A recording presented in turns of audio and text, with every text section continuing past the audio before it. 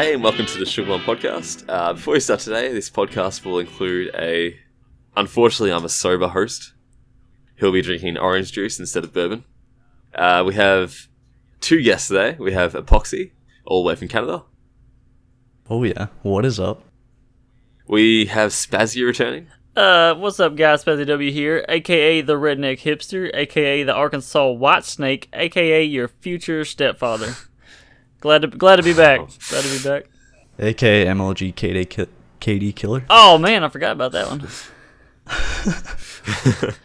And unfortunately, both our main hosts are out. Dingo is currently on vacation, and Monty is doing his usual incompetent thing, but he may join us during the podcast. Boo. So, He might.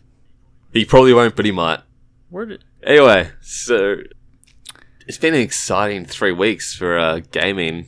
We've seen Call of Duty get 2 million dislikes, Battlefield 1 going back to World 1, but since we are kind of a Bethesda-focused podcast, we're going to start off with Far Harbor.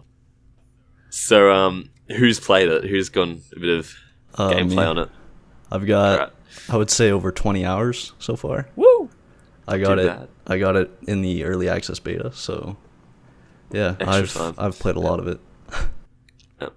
Right, you Spazzy? Well, I'm only like 3 hours in, but that's because I'm trying to record it and play it at the same time.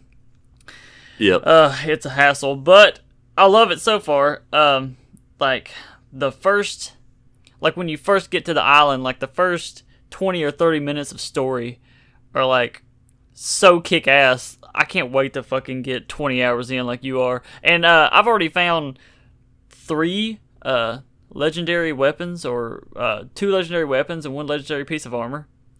And only 3 hours in. So I mean, it's been awesome.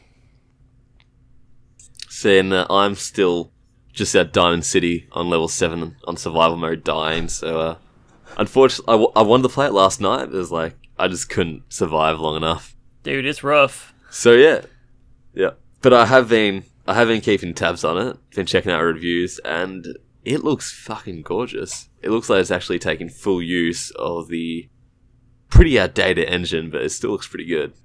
Oh yeah, it's beautiful, and I thought the fog was gonna be a little overwhelming, but the way they did it, like it works perfectly. And I thought it'd be hard to tell daylight from nighttime, but that works out perfectly too, because you know when it's daylight and you know when it's nighttime. But nighttime is like fucking creepy. Like really fucking creepy. Too spooky, actually. Yeah. Yeah, and I mean, it looks great, and it really helps with lighting, because I was watching a review, I think it was Gamer X. I can't pronounce right now. Anyway, and you could see all the light rays coming through the trees, and it's like suburban road, I know, a rural paved road, and it just looked fucking awesome combined with the fog. But there have been a few performance issues, especially on PS4 and Xbox One, because of the fog. So already, I mean, it's been 3 years since the consoles came out, so already we're pushing the consoles to beyond their limits. Oh yeah, and Xbox is already trying to, like, Xbox is talking about making expandable parts, and then, you know, the PlayStation Neo is coming out. They're already they're already moving up the line. It's basically a PC. Yeah, basically. It's just a PC with very limited OS. True. But another thing I've seen in the reviews and gameplay is the voice acting is pretty damn good. But we're seeing kind of a return of the voice options we had in Fallout 3 and Skyrim, Oblivion, etc., where you can be an absolute bastard, and it's not entirely limited to 4 options. Like you can talk about other topics, not like in Mass Effect, how you could go irrelevant topics and learn about the character and stuff. Yeah. Oh, and the sarcastic Brian T. Delaney's sarcastic remarks are like next level in this DLC. Shit has been cracking me up so much. Like before you even go to Far Harbor, when you're just like setting up the mission. Oh my god, dude, I was dying laughing. I've been trying to use more of his sarcastic. I still play as a good guy, but I've used more of his sarcastic stuff in my latest playthrough. And the responses are so fucking good. It's like the text doesn't sound funny, but the deliverance is that fucking good. Oh yeah, it's awesome. So yeah, kudos to him. Love that guy. I still have yet to play as a female. She sounds good, Courtney Cox, because she was in Mass Effect, obviously, but just like, I'm one of those people who uses their player character as an embodiment of themselves, except stronger, faster, more athletic, Yeah, I do more intelligent. Yep. Yeah. So go ahead. But anyway, Far Harbor. From the videos I've seen, it's pretty interesting seeing the intro to Far Harbor that they've actually fixed the animation issue. Because in previous games, for example, Fallout 3 Broken Steel, they didn't, in the subway train thing, we actually use the subway. It's not an actual subway, it's like a human with a subway attached to his head. Yeah, like running at full speed. Yeah. So it looks like they've possibly sorted it. I mean, I'll have to check it out with the creation kit if they have actually fixed it. But so yeah, it looks like they're maturing more with their animations, which is good. I was actually scared I was gonna fall off the boat, because if you're riding in the boat and you jump, it like pushes you back. Yeah. I wasn't even thinking about it, and I did it, and I was like, I'm gonna fall in the water. A monster's gonna eat me. That'd be hilarious. You just break immersion a bit. Yeah. You fall in the water and a ghoul eats you. Yeah. One of those ghoul whales like everybody's talking about. Yeah. Chomp. Ugh.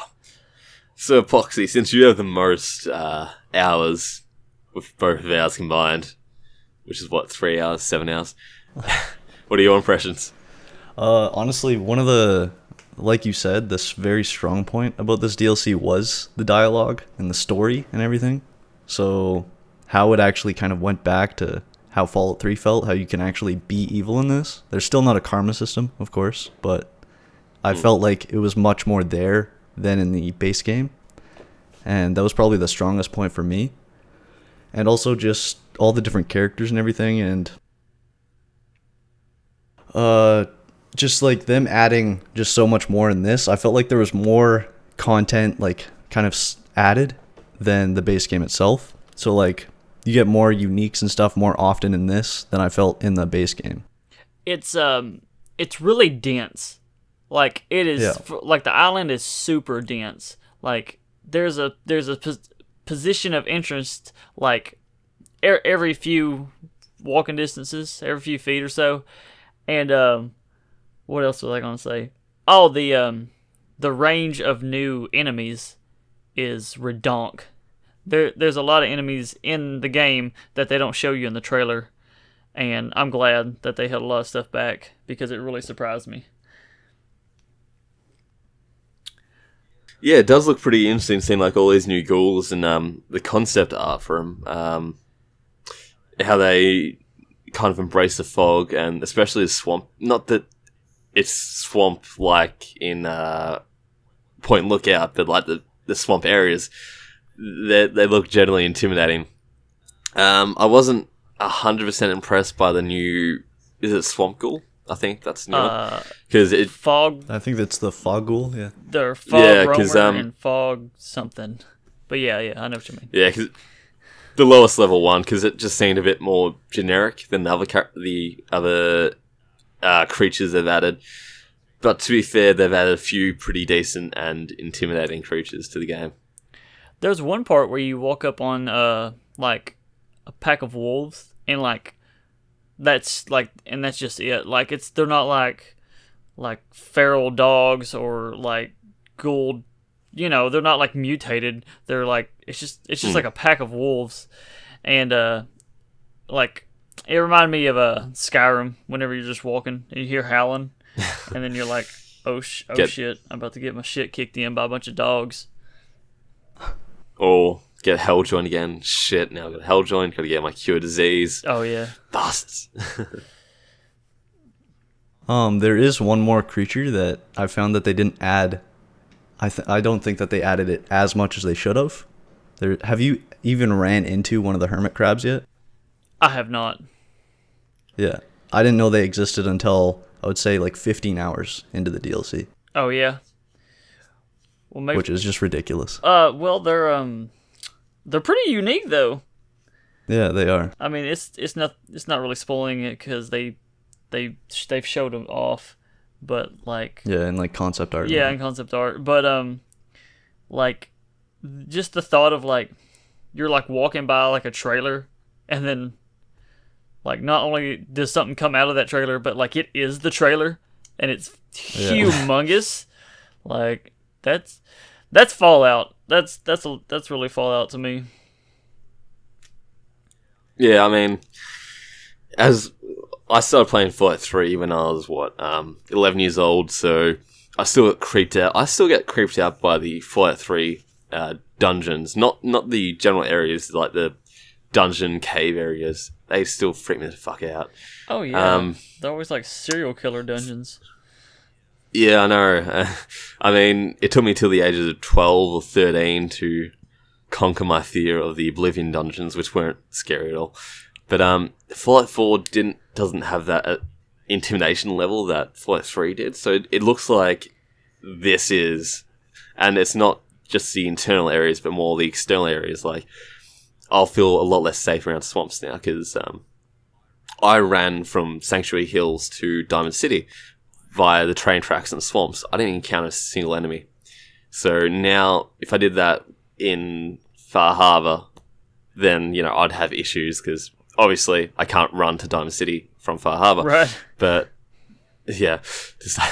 But, because of all the new creatures, I generally have... the safe areas are much more reduced. So it's going to be much more scary and intimidating because, you know, when you have that feeling when an enemy pops up behind you, attacks you, and it's like, shit. Yeah. Where the fuck that come from? Where that? Yeah, there's a lot of stuff from point A to B. Like when you're trying to get somewhere, like one of the first missions where old Longfellow's like trying to get you to another place, you encounter a lot of stuff. What the fuck is that? Sorry, those are my dogs. Oh, I feel you. I got dogs too. Yep. Anyways. Oh, what else you got on that little list, Boomer? I'm actually trying to improvise the best I can. But I've got to ask, unique weapons. What unique, not legendary weapons, but what general unique weapons have you seen that are pretty interesting? I'll let Apoqsi get this one because he's got a little bit more time. Yeah, so there's actually quite a bit, and there's probably more than I can even remember off the top of my head. But I know there's the new radiation like assault rifle submachine gun. I can't quite remember what the heck it's called. But there's that, and then there's like just like a bunch of new stuff to do with like the kind of the like the atmosphere that you have. So it has like the harpoon gun, it has like different stuff like fishhook kind of stuff, and just a lot of stuff that actually feels like it's a part of the DLC, and it's not just a bunch of random weapons. So that's definitely another strong point. There's the lever action rifle. Oh man. And there's unique versions of all those. So there's like multiple of each one of those weapons. I haven't found one yet, but I want a lever action rifle because that was my shit in fucking Fallout 3. Fucking Lincoln's repeater. Woo! Boy, I love that gun. It's good to see that all those theories about the harpoon gun are kind of true. Oh yeah, dude, that surfaced like in the first week. Yeah, literally within the first week. It was like Fallout user found underwater used console commands found underwater assets. Something. Yeah. But I remember like the picture that they had of the harpoon gun, like some modder made it. Like it's so different. Like the actual harpoon gun doesn't look like that at all. But it was funny how people were trying to speculate on that. Yeah, the one in that seems so fake. Sorry, Monte has joined us. Oh, that's what that sound was. Yeah, there it is. Yeah, that's Monte. Look who it is. Alright. Or has he? Oh no, he is here. He's just incompetent and possibly having a stroke. Anyway, back to the podcast. Future DLC. Now, oddly enough, Bethesda has yet to announce what DLC plans they do have. So when I say that, I mean we know there's more DLC coming out, but we don't know what the DLC type or names are going to be. So I'm guessing they'll either do another 3-pack announcement like they did with Far Harbor, Automatron, and Wasteland Workshop, or they'll announce it one at a time to prevent them doing too much DLC and stuff like that, if that makes sense. Now, I had a thought that since, like, the big DLC, Far Harbor, I know people talk a lot of shit about it being, like, Point Lookout, Point 2, but, like, since it's kind of in the spirit of Point Lookout, I wonder if they'll do another DLC, like, in the spirit of The Pit, or, like, another DLC in the spirit of Broken Steel, where you go do, like, some Brotherhood stuff, or something like that. Yeah. I thought about that, like, right whenever everybody was comparing Far Harbor to Point Lookout, and I was like, well, what if they kind of just follow the same road that they did on for Fallout 3, DLC wise? I'd be pretty happy to get more. Like, I like small chunks of DLC too. So I like the Wasteland Workshop and stuff like that. But obviously, I want medium-sized content, because if you just give me small content, it's not going to work well like Far Harbor has, because Far Harbor has been really, really well received. Oh yeah, it has. While Wasteland. Okay, guys, sorry about the weird cut all randomly. Monty has joined us finally, so we can all welcome Monty. We're glad you can intervene when it's convenient for you. Yeah. Thanks, Yeah, you're Spazzy. welcome. And is Apoqsi here? Yeah, Josh? I'm here. Oh, nice to talk to you, mate. Yeah, I'm just very Oh, shit, quiet. I said mate. I sound like boom. No, you actually sound like an American saying mate, which is pretty weird. Yeah, you guys should I don't say know why mate. I said that. I just said mate. Yeah, mate. What the? Mate. Yeah. So what were you talking about the next DLCs? Yes, we were. We're speculating on that. Yeah. So what I think they're gonna do is at at B3, they're gonna announce the next phase, and I think it'll probably just be like another Far Harbor sized DLC, like a big expansion, and then it'll be another like medium sized one like Automatron, and then it'll be some more like workshop shit and some free updates. And now, like, what those are, I think, the big one will probably be like a city type thing, maybe like Toronto or whatever, because that'd be pretty cool because it'd be outside the country the first time. And for the medium thing, I've been saying this for a while, and people think I'm fucking stupid, but I want a thing on the moon, the Sea of Tranquility that they teased back I didn't even think about July that. or August or whatever. Yeah, so I think that'd be cool for the medium-sized one. And then the workshop shit, I don't really care about. I'm sure they'll do that. I'm in the same boat. Well, I don't know, man. That moon thing has been talked about and teased like since the first they released that. Yeah, I know, but it sounds so cool. It does sound cool. And like, what if like we got our first like ground vehicle and we got like a moon rover and we could drive around in Fallout? That'd be dope. What? That'd be crazy. Yeah, I mean, but just like like a battle on the moon or whatever, like you can't just add something like that to the lore and just not expand on it. Like that's crazy. Totally cock teasing there. Yeah. What if like the Brotherhood's been stationed up there for a while, just chilling? Like, or there's an Enclave base up there. Enclave base. See, I could potentially say that. Yeah. Yeah, because the original goal of them was to go into space. So who knows? Oh, sorry. Now the only reason I'm kind of doubtful they'll announce their next phase DLC only because while we know they can make more DLC, I don't think they want the commitment of saying, okay, after we've done this phase, we're going to at least do another 3 DLC. Instead, they're going to act like it's a pleasant surprise and shit. Yeah, but the thing is, they can't do that because they raised the price. You know, they already said there's going to be enough, more than enough to justify what was it, $20 raise in the price or $15? You know, they can't just, you know, pull people on a string who paid that extra money. They can't do that. That'd be pretty shitty. But they still could make like another big DLC straight off the Far Harbor. Unlikely, very unlikely, but still. So, I mean, the season pass is $50 US, which is pretty pricey since that's nearly a full game. And it was originally $30. Yeah, I know, because Australian dollars is terrible right now. It's like $5,000 in Australian money. It's basically $80. So yeah. Ooh.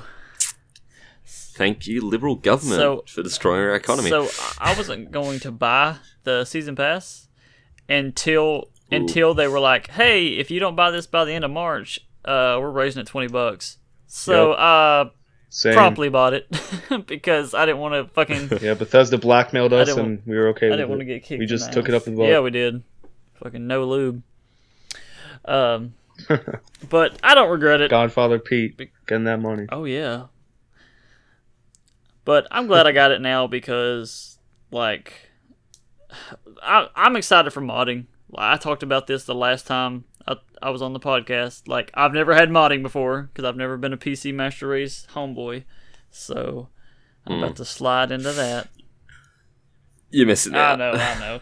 I've actually been talking about building a PC. But that's a story for another day. You should. I want to. That's a spoiler. You really should. Wait, did you guys talk about Far Harbor already? We did, but if you want to talk a bit about it... Can we get back to that? Go ahead, soon? go ahead. Oh, we can talk about it now, yeah, actually. Just a little bit. Just a little bit. Okay. Okay. Tell us your thoughts. Well, just my general thoughts? Yeah, because, yeah. Well, let's see. I'm like, I guess I'm like 10, 12 hours in, I guess. And I mean, I'm really impressed so far. It seems like they've really tried to rectify a lot of the flaws that were in Fallout 4, such as, you know, just so much killing and not enough like dialogue and talking, and, you know, also the atmosphere. While it's similar in a way to Point Lookout, it's definitely unique in its own way, which is really, really cool. And you know, there's a lot of choice, which I've encountered so far, and how you can go about quests. You know, there's a lot of optional things, like in the one Acadia quest. Well, I don't want to spoil anything, but, you know, there's different ways you can go about it, and there's, you know, you can side with all the different people, and, you know, it's a huge fucking land. Like, I've been exploring pretty much the same like quarter of it for like 10 hours. You know, it'll probably take me like 40 hours to see everything. And yeah, I'm just really impressed with it so far. I think I don't know if it's worth $25-$30, but, you know, it's definitely a step in the right direction for them. Well, I hope I wasn't rambling too much there. No, that was good. No, it's so good. Very, very articulate. But,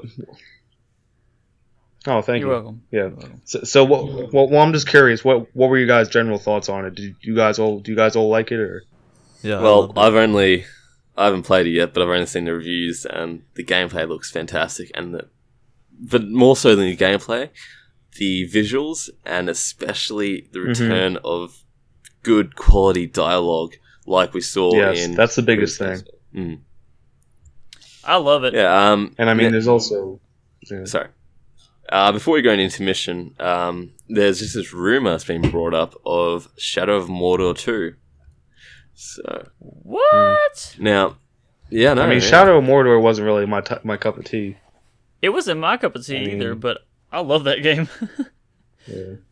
I mean, it was Game of the Year, but it came out in an off year, so it wouldn't have been Game of the Year last year. I'll tell you that much. Boy. Well, you had The Witcher last year. Yeah. Yeah, I mean, The Witcher's my kind of game. That's more dialogue and, you know, choice and shit. But Shadow of Mordor did have some cool concepts, though. It came out in 2014. People have been talking about a sequel since it came out. It's only been a year and a bit since it came out, so I'd say give it another half a year and a half, most likely. So I think people Go ahead. People obviously wanted the game, but they can't expect the game to come out a year after, unless it was COD. But that's another story. Anyway, go on, Spazzy. I actually I covered one of the first leaks when I first kind of started my little video game show on my YouTube, and the leak was, or the first rumor was that it'll be a prequel and you play as the spirit guy. I don't remember his name. Shows you how much I liked it, but the spirit guy. So it's gonna be a prequel and you play as him, and it's like a couple 100 years before. All right, yeah, I can kind of see that. It'll change the gameplay quite a bit since you wouldn't have the spirit element to it. Because you know how you have your mortal element, and you have the spirit element. Or what if that guy had another spirit guide, and then in the next game you just play as that guy's spirit guide, and it just keeps going back in time? No, it's a possibility. Spiritception. Yeah, spiritception, exactly. That'd be hilarious. Yeah, I mean, it had really solid gameplay. I mean, the combat was definitely better in The Witcher. It was really fluid and solid. Oh, remember.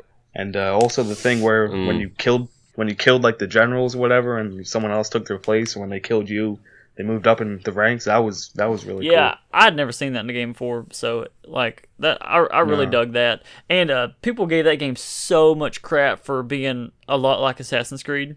Like, you know, like the stealth was similar. You had to like, there was even like what do you call it? Leaps of faith. Like you climbed a tower and like discovered the area, and then you like jump down in like a really cinematic mode. Actually the guy who did the animations. Yeah, did the animations for Assassin's Creed 2 was like, what the crap, guys? Okay, that wasn't exact words, but like he really did. He got those are my animations. Yeah, he got all up. Yeah, he got really up tight on Twitter. Like, he said they love the game, but those are definitely my animations. Yeah. So yeah, butt hurt.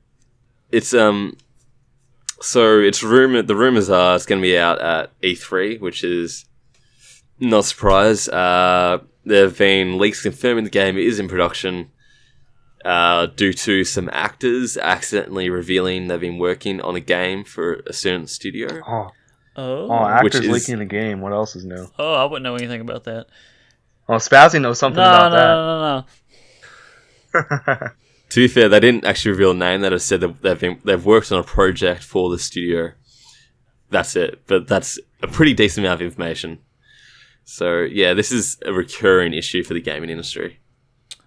Oh my god, yeah. I mean, with Bethesda especially. I mean, one of the games that's going to be at B3 this year already got outed by a voice actor a while ago. I think it was Wolfenstein 2 that got leaked by the main actor who confirmed it was in development, but they kind of brushed that under the rug. Oh yeah, as you do. And then, Fallout 4 had a billion things. I just want to see like a game company cancel a AAA game just to fuck with people, just be like, okay, just in spite. You've leaked our game. Now you're not having it. Yeah, in spite. Now you're not having it. Well, I mean, the voice actor would probably like off himself, so I hope they wouldn't do that. Oh my gosh. Oh man, getting deep. That got dark. I mean, if you caused the canceling of a huge game like that, you'd probably feel like total shit. You'd probably, Yeah, no, yeah, I get it. Feel bad. So it is. Fallout 4 did get leaked because of that pretty bitchy chick. I'm not a sexist. That person was just a bitch who released the script of Fallout 4 out of spite to Bethesda. Oh, I remember that. I didn't read it. Like, I didn't look at it, but I didn't read it. I was like, voice protagonist? Bullshit. Yeah. Well, I don't know who it was that leaked that to Kotaku. I don't know who that was. But...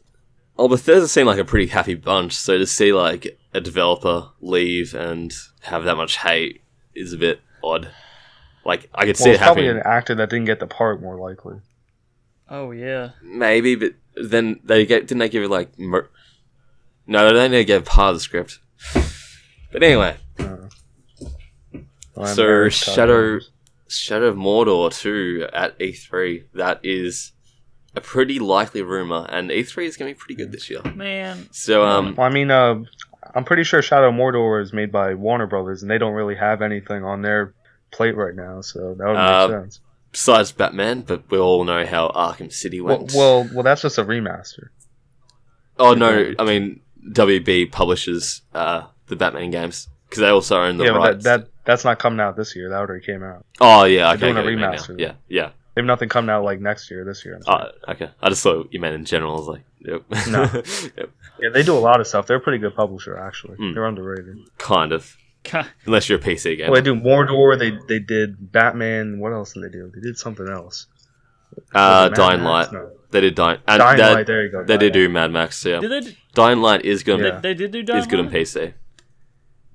Yeah, they published it. I love Dying Light. I'm pretty sure. Yeah, Dying Light's one of my favorite games of last year. Oh, yeah, same. So I couldn't get into Dead Island, but I love Dying Light. Yeah, same. Exactly the same. Same developer, pretty much same concept. But yeah. Well, I mean, the parkour was what really made it, and the melee combat. Yeah, I mean, it was less hack and slash, more like. Yeah, more jumping zombies, and running and kicking, like drop kicking zombies off roofs. Oh man, dude, I'm about to go play that right now. I'm about to leave the podcast. I fucking lent it to a friend. They never gave it back. I'm so pissed. Oh, dude, I'd hunt that guy down. I'm about to, honestly, because I want to play the expansion. With a meat hook. And this is why I have Steam. Alright, so we're just going to have a quick intermission and enjoy the music. Maybe we'll play Me the Moocher like we do every single podcast, or maybe I'll play something different. Who knows? So enjoy the public domain music that doesn't cost me any money. Folks, now here's a story about Minnie the Moocher. She was a red hot hoochie coocher. She was the roughest, toughest rail. But Minnie had a heart as big as a hay whale. Welcome back to the Sugarbombed podcast. Hope you enjoy the public domain music that will not cost me any money, any time. I will not pay for music. It's public domain. I won't get. You should put it on your iPod. I won't get in trouble for putting it up. It bumps in the whip. So the kids say. Anyway. Yeah, that's what all the kids are listening to. So the new topic is something I'm pretty interested in. Battlefield 1. Now, if you're a COD fan, I feel sorry for you. But then again, you should expect this because your game has been recycled for the past 9 years. Now, ooh, burn. Yeah. Anyway, so World War One. Now, I speculated this was going to be World War Two. There's a bit of evidence going towards World War Two, but it's gone towards World War One, and it's pretty interesting because it's showing off Arabia, it's showing off the Western Front, and pretty much just that. But the terrain looks varied. The gameplay looks pretty damn solid from what we have seen in that small trailer. But I'm just going to say one quick thing. There's one little thing that annoyed me. The Arabian female warrior. Now, I'm not sexist, but when you associate Arabia with female rights and warriors, it ranks pretty low. Yeah, well, I mean, I actually read something. It was an interview, and it's actually rooted in history. It's some group of women. I don't remember the name, but it is somehow rooted in history. So. All right, but nevertheless, it is pretty interesting. And the campaign, it looks like they said, because we can't obviously see the campaign yet since it's only trailer that's come out, is going to be more developed and it's going to be more interesting because you have multiple characters over multiple areas. So I'm assuming you'll play very diverse too. You'll play as the female warrior. You'll also play. I'm 100% sure you'll play as an American, even though they're only in the war for 1 year. Yeah. Well, that the Harlem people. Yeah, exactly. I mean, the black guy on the cover. Yeah.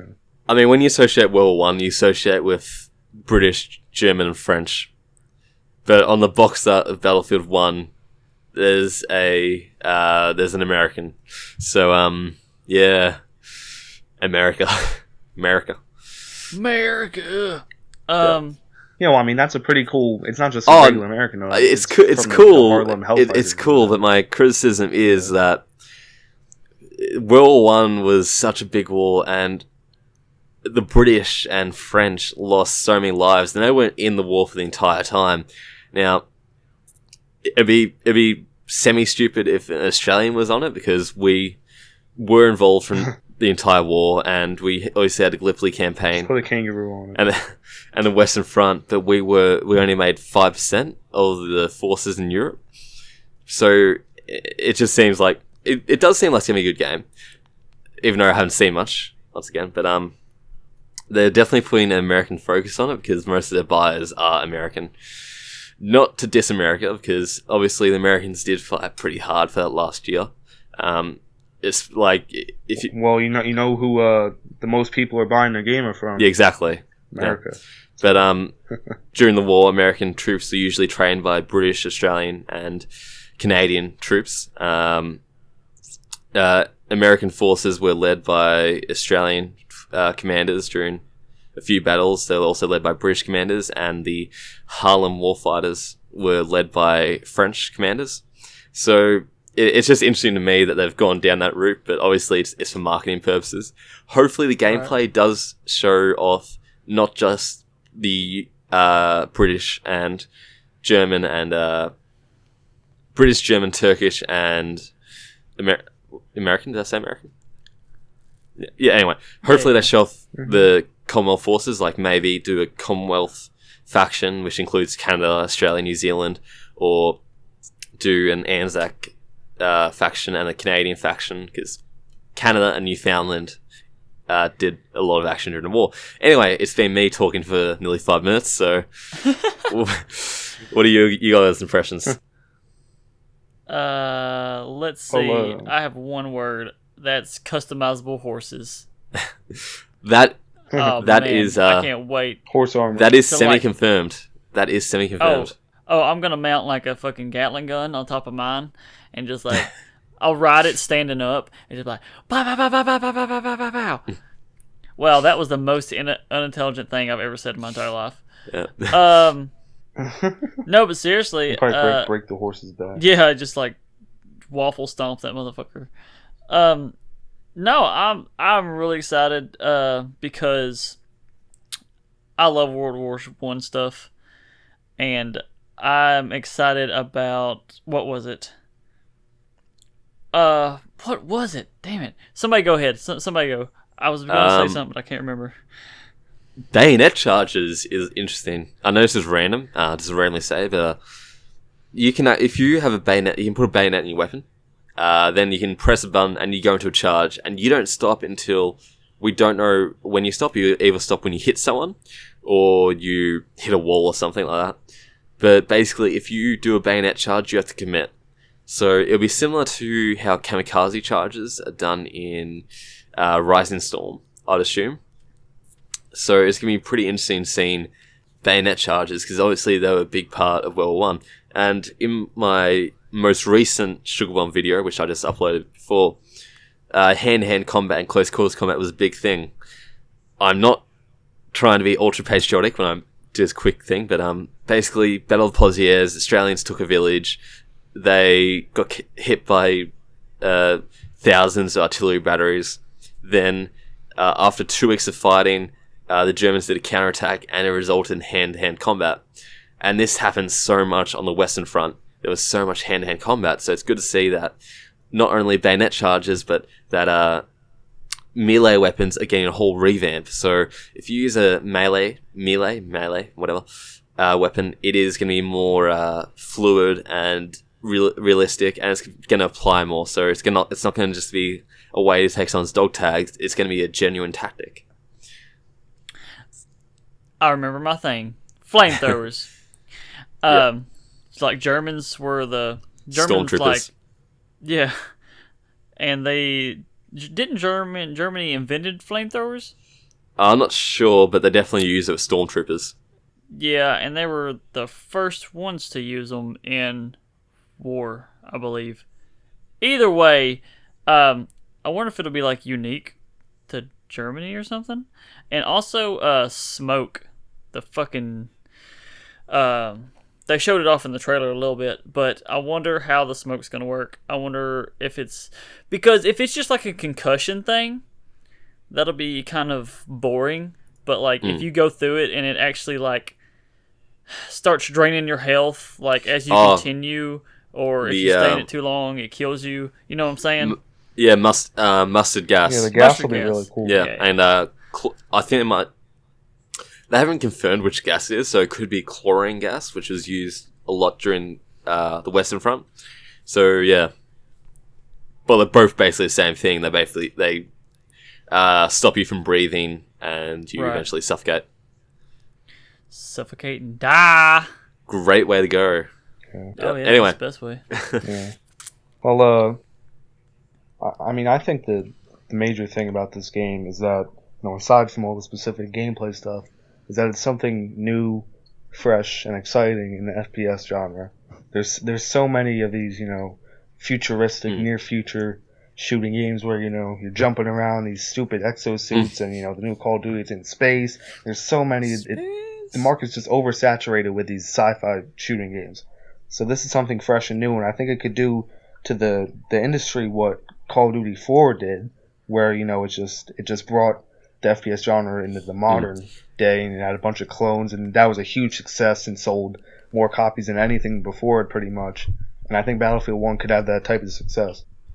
Yeah, because when Battlefield 2 started, there was a huge World War 2 fatigue. It was huge. Now we're seeing modern combat fatigue to a certain extent. I mean, there's... Well, it's more like near future. Yeah, exactly, because there's not many fatigue. near future games, but they're just not going down as well, and it's just, even though there's a small number of them, the fatigue is pretty strong, I would say. I mean, and we need variety. That's what the gaming industry doesn't stand. They just jump on the bandwagon. Yeah. So, this is why I was so surprised when they did World War 1 instead of World War 2, because all of my personal evidence pointed towards World War 2. So it was a pleasant surprise, and the trailer looks like... well, I mean, World War II's been done before a lot. World War 1 hasn't really been done before on a AAA level. Hopefully we will see a return of World War 2 later on, but I'm happy to do World War 1. And one thing I'm glad about is they're not focusing on trench warfare, because World War 1, even though it's constantly depicted as trench warfare, it wasn't. You had Arabia and... Syria, where there's a lot of cavalry. You had Lawrence of Arabia. You had the Arabian rebellions, the Turkish. There's a lot of cavalry fighting. There was some cavalry fighting on the Western Front, but that didn't end well with machine guns. Then you had the Dardanelles campaign with British, Australian, New Zealand troops trying to get a backdoor to Germany through Eastern Europe. You had the Italian campaign, which is awesome that they're doing. You have the Alps and stuff, which began in 1915, and you have the Western Front, of course. Yeah, those looked really beautiful in the trailer. Now, the one thing on the Western Front is, it isn't just trenches. There was a lot, obviously there's no man's land and all that stuff, but there was a lot of urban combat. Like I mentioned before, of Pozieres, that town got fucking destroyed, because it had a whole corps, which is, a corps is let's just say 5 divisions of artillery firing on a single town. That happened a lot. Artillery is a big thing, so there's going to be a lot of ruins, there's going to be a lot of trench combat, and there's going to be a lot of forest combat. That's another big one, especially because Belgium and northeastern France, there's a lot of there's less trench combat and more urban and urban forest and open combat. Of course, if you look in eastern France, you had Verdun and shit, which is just mud, trenches, death, disease, all that fun stuff. Anyway, I'll let Boomer's just totally nerding out. I right know now. he knows so much about World War One. I feel like I fucking. He's like, oh, and this city got blown up in the trench here. I feel like he's a teacher of mine right now. It's like, holy shit, dude! I didn't pay that much attention to history class. Yeah, me either. Well, let's get it. Yeah, Josh, what do you think about Battlefield? All I can really say is it looks amazing and refreshing. I have basically no knowledge of World War One because I didn't pay attention at all in history class. Word. Yep, same. I think that was War never changes. that was like my worst grading. Dad. See, That's all we need to know. I'm just really patriotic, so it makes sense to me to research this stuff. And I watch like all the World War movies. If there's a World War One or World Two movie, I'll probably watch it. Actually, that reminds me, I've got to watch Sergeant York. Anyway, Well, this has nothing to do with any of that, but it's hilarious. Have y'all saw that meme that it's like Battlefield 4 med kit, and it's got like the defibrillators. Oh yeah, and then it's like the Battlefield 1, and it's just a bone saw and a Bible. I thought that was hilarious. Oh shit! I wonder if they're gonna do something like that because I love using the defibrillator. They're gonna use a hypodermic needle as instead of a defibrillator. Oh. So everything's gonna be error correct. So Yeah. Also, That's not as fun though. I like shocking You people. just like stab it in their chest and like. well, maybe Live! it's really like Stab it in maybe the face. instead of using the defibrillator to kill someone, you can use a hypodermic needle. So that'll be pretty brutal. Oh You just yeah. stab in the neck with a needle. Oh Yep. yeah. Just fucking fill them up with air. Hell yeah. Go in the shovel, beat him with a shovel. Oh my god. So hot for gonna the be shovel. great. I'm so hot for the shovel. I'm gonna kill Yeah. somebody, dig a hole, throw them in it. Now, Beautiful. Spazzy was talking about how you can actually jokingly saying how you can customize your horse. You can. If you pre-order it, you can get this the Lawrence of Arabia pack, and you can get a custom horse skin that you can use. So yeah, I figured there'd be. I Horse figured skin. there would be like maybe like war paint, horse Wait, skins and wait, shit. wait, hold on. Yep. Hold on. What the fuck is a horse skin? Like, is it a different colored horse? yeah, Like a different what? breed. Do they different- paint the horse? No, it's like a different breed or a different color. They put camo on the So horse. think of it like a cat. yeah. Instead of riding Can we? instead of riding a tabby cat into battle, you're riding a ginger cat into battle. Yeah. Can we get a gold-plated horse? No, dude, diamond. You gotta Diamond horse. unlock all the horse Dragon skins, and you horse. get the diamond horse. Blaze it 420 horse. Gingerbread man horse. So I've been talking a lot about it. So what a general impression so far is it looks pretty good. It's refreshing. But what do you guys? And we talked about the gas a bit. But what do you guys think about the maps? How they're going to play? Because obviously, as I said, it's going to be a lot of trench warfare and a lot of like ruins, forest, desert, etc. So what maps do you think we're going to see? Because they're going to need the variety. So we don't know Yeah. if they're going to include the Eastern Front. They haven't confirmed if Russia is going to be in the game. And there's So Well, I think they're gonna have. I think they're gonna have like a war of attrition type mode with the trench shit, and that'll be like the close quarters shit. And then I guess the big battles, the wide open spaces like the deserts or the mountains with all the aerial combat. And then they'll probably have some more sea focused type stuff where I'm not really sure where that was fought. I guess the Atlantic maybe. yeah, Atlantic? it's either the Atlantic or the Mediterranean. There were a few minor battles in the Pacific and Indian Ocean where Germans were trying to destroy Australian and British ship lanes. Let's just say a lot of German ships were destroyed in the Pacific, and not many Commonwealth. Wait, were there any battles like near Australia? Yes and no. One of the first shots of the war was actually fired 500 meters from my house. Oh shit! It was this German convoy ship was heard about World War One on the radio, and they're like, shit, let's get the fuck out of here. And there's a Fort Nepean right on the end of the peninsula. It's like a bay that opens up. Anyway, they said, okay, stop, go back to port, or we'll fire upon you. They fired upon them. they damaged it slightly, and they surrendered.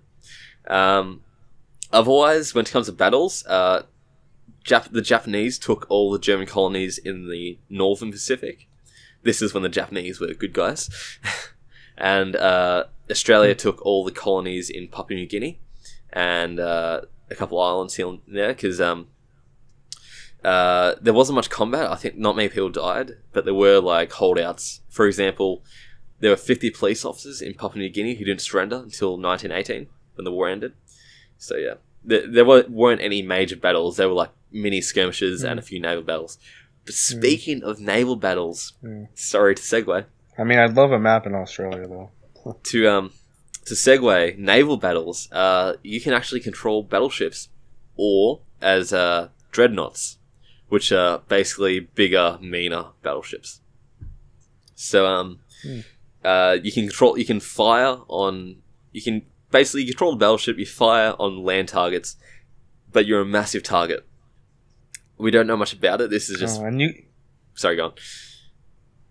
Well, you couldn't do that in previous Battlefield games. You couldn't use the big battleship. You could in Battlefield 1942, but that's it. Oh, I didn't play that. In 3 and 4, you couldn't. So that sounds cool, though. You were talking about maps, and you're talking about Saudi Arabia, being DICE in their dynamic. What do you call it? Their buildings falling down and all that good stuff. Levolution. Dynamic Levolution. Worst name ever. You know they're gonna have a big old sandstorm rolling through that motherfucker. Yeah, I mean, I loved how they did it in Gulf of Oman, but the only problem was it came around too early, or it'd be even better if it only happened like half the time. So if you play the map, there's a 50% chance it'll happen. Something like that. Oh yeah, well. Yeah, and I like the one map in 4 with the tropical storm that would roll through. That was pretty cool. Parcel Storm. Yeah, dude, it actually spooked me. Like the first time that it really like started going down, I was like, "Ooh." Yeah. Well, did you see the Megalodon? No, I never did. I never actually paid attention. So I wonder if there's going to be a World War I Megalodon. Probably Loch Ness monster. Just kidding. So there's one thing I do have to speculate. Rush. I don't know if it's going to return. I hope it is, because it's a great mode. But how they're going to change it to fit the World War I era? You could change it to trench, so you have to take over a trench, etc. You have to take over this next trench. There'll be varied terrain, varied trenches, etc. But the areas and battles in World War I are so perfect for Rush. So hopefully it is returning. Now, Apoqsi, you've been rather quiet. Yes. Yep. So, yes. I think you fell asleep. My little Commonwealth friend. It's time to talk. What would you like me to talk about? So, what are your general impressions? I guess because I'm going to round up the Battlefield 1 discussion.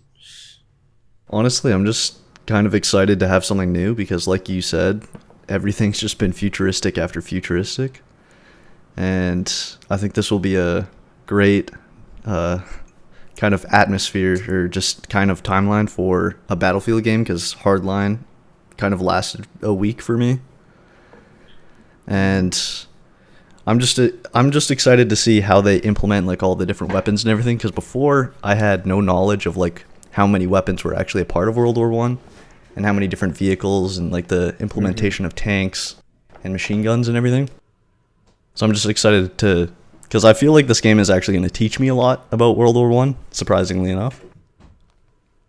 Yeah.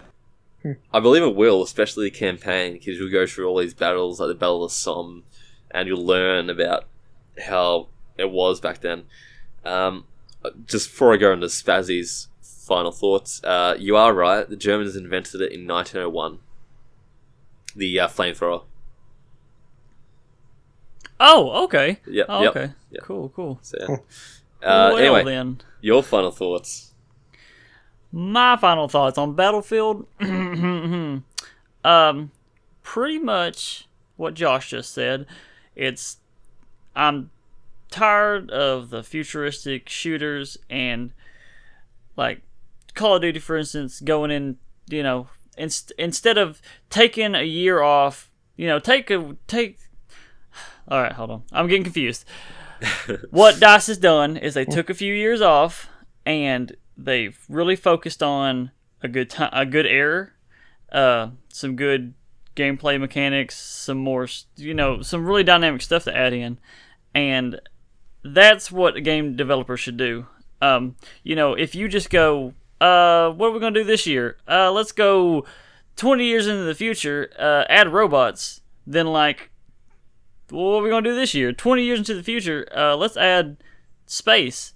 It gets really tiring. So I'm ready for this down home gritty first person shooter that's gonna be just fucking dirt nasty.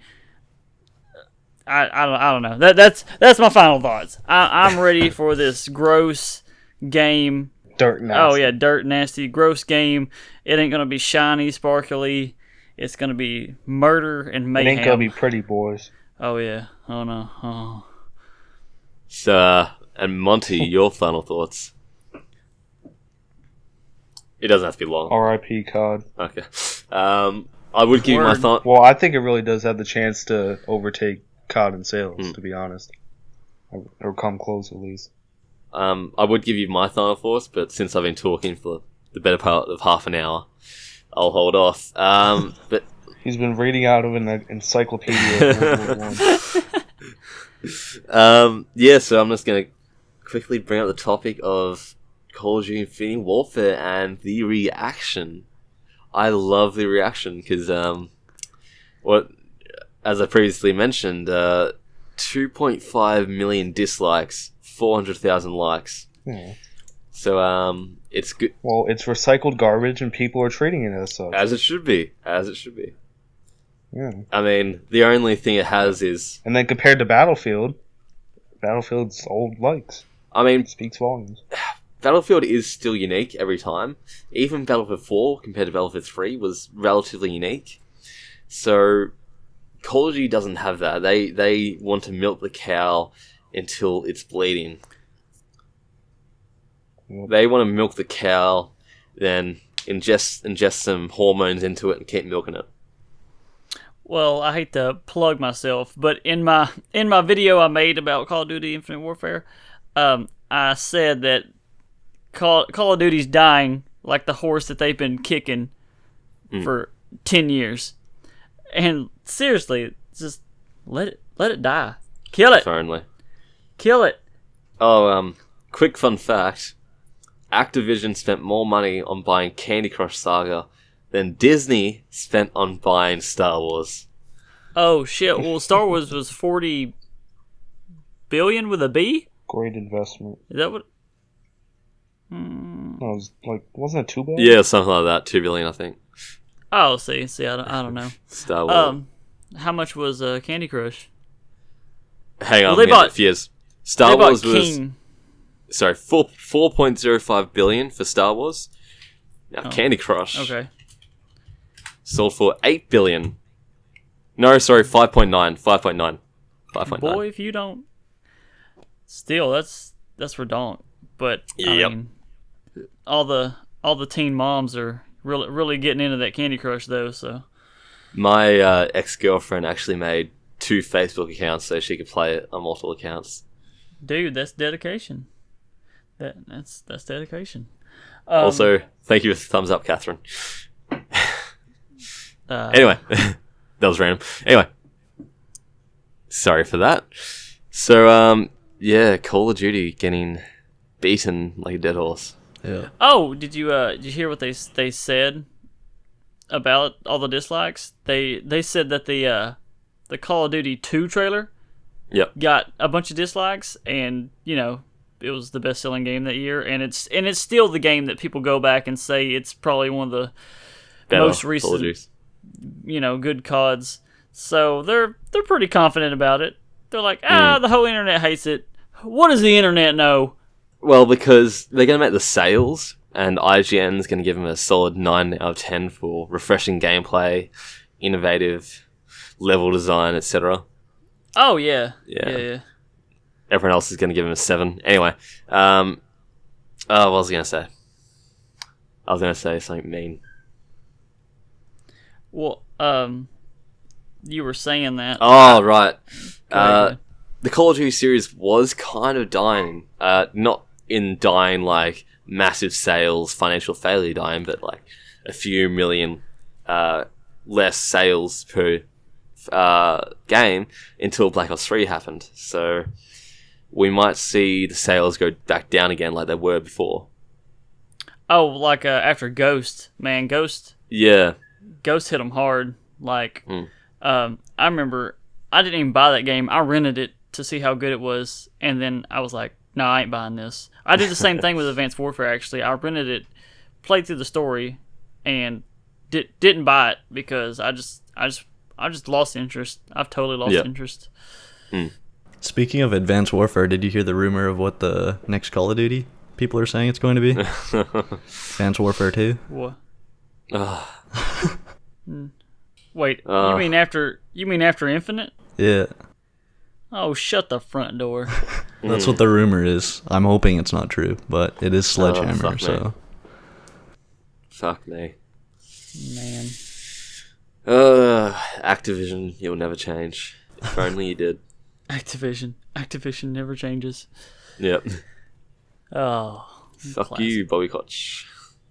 Anyway, so I've been rambling on for a bit. Sorry, we're just got to intrude on our server. Anyway, so we're going to have a quick intermission. After the break, we'll have a short talk, then we'll say our goodbyes. She messed around with a bloke named Smokey. She loved him though he was cocky.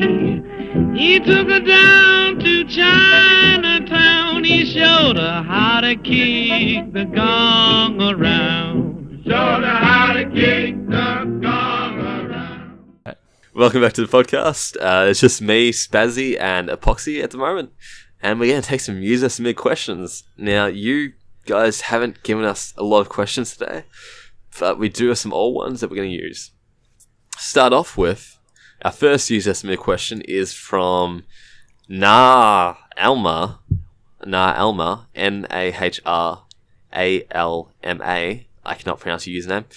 Favorite game question and why? Now, Favorite game quest. Questline, yeah. Questline, alright. Poxy's just dying. He's just having a fit. Don't worry about him. Favorite He just muted himself. Oh shit, I would too. So mine would be good old Red Dead Redemption, the Bigfoot quest. That what was it called? Last of its kind or something? That was dark. That was fucking dark. Oh yeah, it was. And dude, like I was like, fuck yeah. I was like running through the woods like, fuck this Bigfoot, like shooting him right in the face. And then like I got to the last one and like my heart just sank. I was like, no. Like I was like Darth Vader. I felt so bad. And you then, basically killed off an entire species. And like I was gonna like let him go because like you can either let him go or like shoot him. Yeah.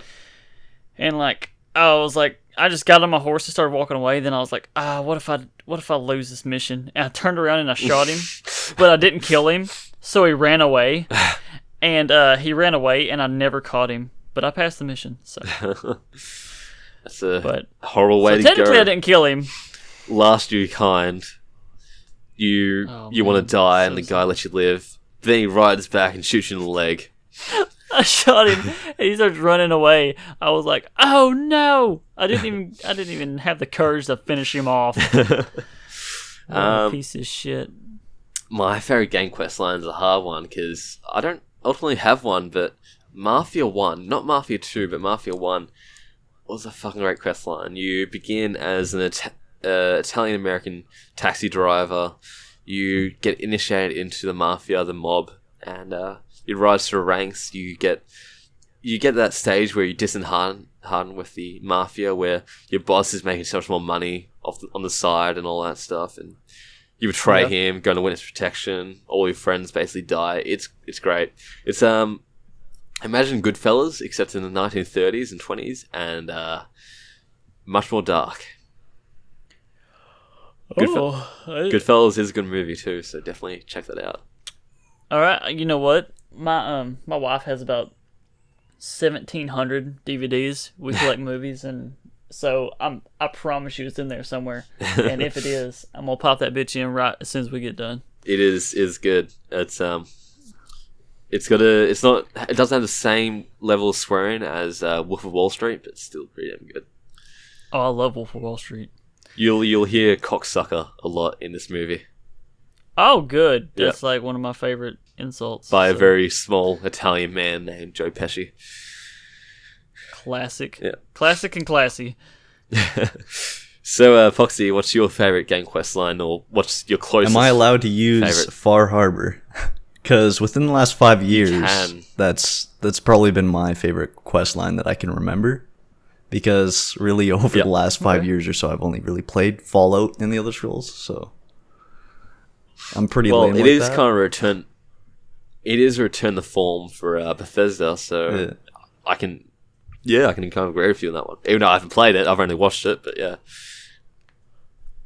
Yeah, so Red Dead Redemption, the what they call Bigfoot quest line, Mafia 1, and Far Harbor. Yeah.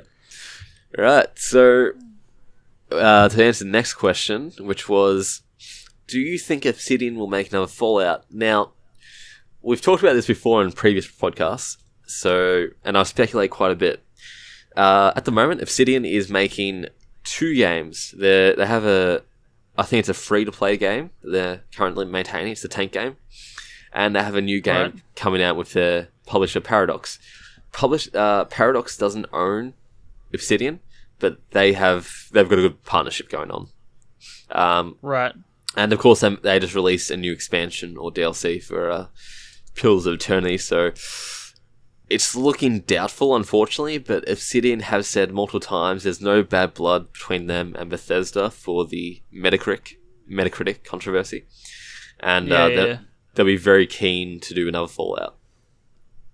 That question came from Medicaleptic on Instagram. But I would love for, like Tim Kaine, fucking Black Isle Studios, just to be back in the game, because all the lore stuff that they added to New Vegas, like being the original, the original developers, they did a really good job of adding a lot of lore, and people really fucking dig that. So, because a lot of people complain that Fallout 4 wasn't lore-y enough. Like, they changed the Nuka-Cola bottles. Like, everybody was like, what the F? You can't just change the bottles. And, like, that's a small thing, but, like, that pisses people off that do lore. And speaking of lore, Shawtycast is about to bring back the Storyteller. Yeah. I'm excited. I'm excited about that. I do have to admit that New Vegas, the quest lines are great, and most of all, the morality of it. I'd love to see if they had Fallout 4, the engine Fallout 4, what they'll do with it. So we'll probably see the dialogue system go back to where it was. I was just about to say that. We might see voice actors maybe return, maybe not return, depending on... Yeah. They'll probably return just because Bethesda, just to... it might be a condition. But of course, the quest would be much more advanced. So, yeah, I would love so much to see a new Obsidian Fallout, like, I don't know, Obsidian Fallout new what's the new Phoenix, because that'll be a fun place to play. Oh yeah, I could totally see that. Phoenix, Arizona. Just enjoy. I've never heard that before. Like, out of all the places that people speculated for Fallout to be, I've never heard Phoenix, Arizona. That's a pretty good one. That was partial sarcasm on my part, but it would be interesting. No. Let's do it. Let's do it. It's gonna be fucking hot as fuck. All right, and there's gonna be what they got in Arizona. Phoenix. There's gonna be sand. And there's gonna be sand. And the valley, and the Monument Valley. There's gonna be dirt yards. Not dirt yards, rock yards. They don't have grass. They got rock yards. I would. So that'll be cool. Jokes aside, I'd love to see Oregon. Oregon is like the perfect state for Fallout 4 because not Fallout 4, Fallout Obsidian because it has that 1950s vibe to it. Because I mean, if you go to look at towns in Oregon, like semi-coastal towns, they're pretty similar to East Coast towns in their architecture, how they look. The accents are just a little bit different, but it's got that general American vibe to it. So Oregon will be good, and of course you have all the forests and stuff like that, the mountains. It's close to California, so you can still see the NCR and other factions. So Oregon would be a fun state. Definitely. Just has a small population compared to the other states. You got another question? Oh, let's see what we have. Apoqsi, you got any thoughts on a new Obsidian Fallout? Oh, yeah. I want one. I can say that. I would say after I played Blammo. Fallout 4, what it made me want to do is go back and play New Vegas again. Yeah, yep. And it would be interesting to see if the Obsidian sequel affected Fallout 5 or Fallout 4 DLC, because if it's well received and people praise it for its differences to Fallout 4, like a new dialogue system similar to the old one, quest design, level design, etc., then Bethesda might think, okay, people like this, we'll take it on board and we'll start to integrate it with our games again. So, hopefully. But new question, what are some of your gaming guilty pleasures? Well, this goes both ways. If I'm playing a game, like this isn't an in-game thing, but I love to drink a bit of bourbon while I'm gaming, or iced coffee. I just need to drink something while I'm gaming. It's just a weird habit. If I'm watching a movie, I don't need to drink or eat. But if I'm playing a game, I need to drink, especially if it's competitive for some reason. If it's competitive, I'll just be like guzzling down orange juice or Coke or bourbon or whatever. And just eating Adderalls like they're Skittles. No, I'm just kidding. I'm watching Skittles, actually. Oh yeah, I love Skittles. I like the ocean ones that they're like coconuts and stuff. I do not have that one. Australia gets everything late. Oh man, you're about 8 years behind. Anyways, well, I like my gaming guilty pleasure is actually a game, and I talk mad shit about mobile gaming, but I play Clash Royale. Same.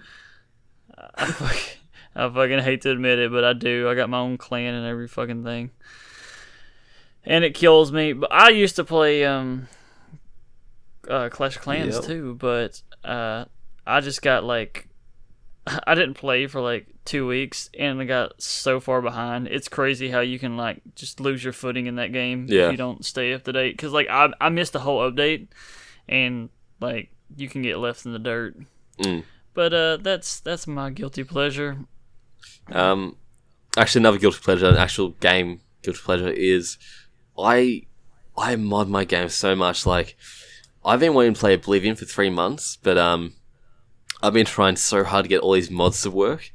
Otherwise, if I played a game vanilla, I still love the game. But it's like, I'm thinking, if I only had this mod, it'd make the game so much more interesting. It's the same as Skyrim, especially at the mod limit. It becomes a pain in the ass. And just to quickly say, Skyrim, Fallout 4, and Oblivion are 32-bit games. So if you use 3.1 gigabytes, 2.8 gigabytes of RAM, the game crashes. Fallout 4. Oh shit! If you Fallout 4, you can use, I think it's either 128 gigabytes or 256 gigabytes of RAM, and then it crashes. So a big difference. So but because Fallout 4, I don't have to worry about that. But with Oblivion, I do, so I have to keep modding it to get all the other mods to work. It's just a brutal cycle. It's like a brutal like a hassle. relationship. I don't want that on console. Never mind. I changed No. my mind. That's only if you go batshit insane like me and you go through like hundreds of pages of mods and get like one from each page or two from each page. Right. Anyway, Right. Apoqsi, what about you? Continuing on with your modding thing, most of my games, like if they have available mods, I'll mod the game as much as possible. And if I mess up one thing, I'll completely uninstall it completely and uninstall the game, reinstall it completely, and do everything all over again. And I also play Clash Royale and Clash of Clans. So I'm with you. I knew it. I'm with you on that one. Oh man. Well, I'm looking forward to mods, but hopefully I don't get swamped like y'all do. And I'm a perfectionist the same way Apoqsi is, like having to just restart everything. Like I do the exact same shit. So I'm sure whenever I finally do build myself a PC and start modding, I'm probably gonna be super stressed out for like a good month and a half. Yeah. Well, the bad, and I guess you could say it's good in a certain light thing for consoles is your mods are limited. Like you can get most mods, but you can't get all the same mods because certain mods require certain scripts that you can't get or put on the Xbox and PlayStation. I know, and it's texture. gotta go. It's gotta go. Like they're gonna upload it to fucking Bethesda.net, Yeah. and then they're gonna have to approve it. If you go through the comments on some of the mods, you see people saying, "Screw you, PC Master Race." Actually, that's not accurate. Fuck you, PC Master Race. Just give me the mod. Stop making terrible excuses. But it's like, oh my gosh, they can't actually give you the mod, and this is why people call some people peasants. right. If I'm just saying, I am PC Master Race, but if I use the word peasant, I'm joking. I don't believe they should insult someone because they don't know much about PCs. You should educate them instead of being a dick, like a normal person would. Anyway, one of the topics I forgot to bring up today was Civilization 6. We'll be talking about that next week. I'm sorry, guys, I forgot about it. Yeah, so I think we have time for one more question, then we'll say our goodbyes. If I can find a question. Okay, yeah, because all the ones that everybody asked me is pretty much everything we've already answered. Yep. Okay. Let's see. I could think of a question off the top of my head. Okay. Oh, did you want to do Battleborn and Overwatch? We could. You guys talk about it. I don't know. I've an idea. You can find a better one. Okay. What new games besides DLC have you guys seen that you want to bring to the attention of the public? So, what games you've been playing that you want more people to find out about? That we're playing or that are upcoming? Yeah, you're playing or upcoming, either. So I've got two. I've got Stellaris, which is a grand strategy 4X. So it is, if you like Sins of a Solar Empire and you like grand strategy games like Europa Universalis 4, you're going to love it. But also Squad. It's currently in early access, and it's pricey for an early access game, but it's very, very fun. It's very realistic. It's not like Battlefield where you get a pat on the back every kill you get, but it relies a lot on teamwork, and if you've got a clan, it's a great game. It's very early access, it's a great game, but just consider watching it until it goes full release. I'll definitely second that. Squad is an amazing game. Definitely realistic, too. Oh, yeah. Let me guess. PC? Yeah. Yep. 50v50. Console peasant. I'm looking. I mean, I know this is super mainstream, but I'm looking forward to Overwatch. I had a blast playing the beta. It comes out in like 2 days. Actually, Amazon told me that I should get it tomorrow, but I highly doubt that. But I've never played Team Fortress 2, and that's what everybody compares it to.